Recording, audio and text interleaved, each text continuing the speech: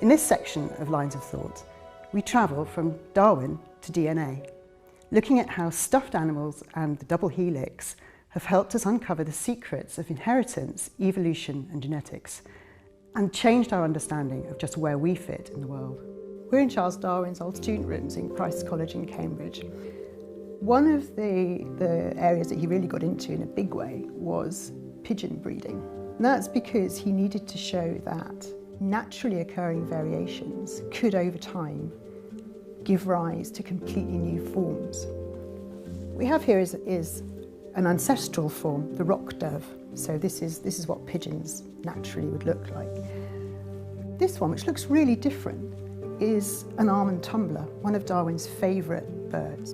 And you can see that they're really quite different. It's not just the coloration, the size of the beaks are very, very different. This is Darwin's draft of what he called, at this stage, the hypothesis of pangenesis. And actually, when he came to publish it, he called it the provisional hypothesis of pangenesis. So this is very much a tentative working idea for how variation might be passed on through generations. It's a model for how inheritance might work.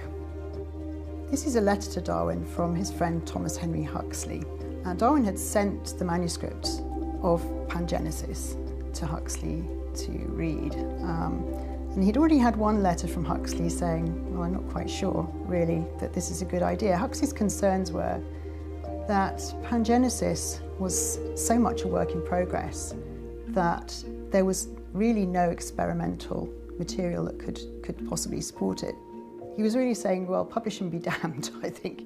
But he didn't want to prevent publication altogether. In fact, he says, somebody rummaging among your papers half a century hence will find Pangenesis and say, see this wonderful anticipation of our modern theories, and that stupid ass Huxley prevented his publishing them.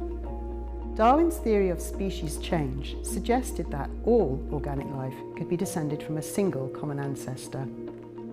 So this is fascinating. This is a watercolour of Darwin, very recognisably Darwin, in the Gallery of Ancestors. And it takes your eye a moment to realise that the portraits in the wonderful frames that he's looking at are actually of great apes. This letter was written in 1905 by William Bateson, and this is the letter that actually coins the term genetics in its modern sense.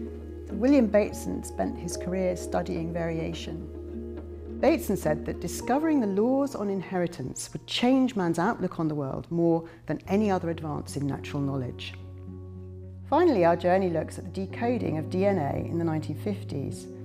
Lines of Thought has put on display some of Rosalind Franklin's working notes and Crick and Watson's pioneering paper, which together show how DNA was identified as the transmitter of inherited characteristics and gave us the famous model of the double helix.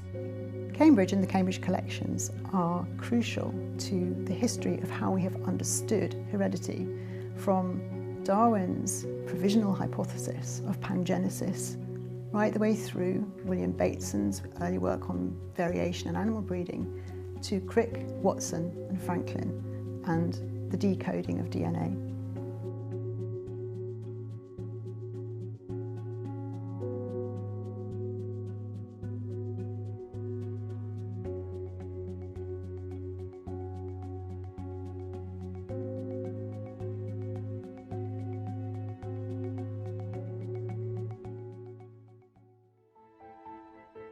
Dear world, yours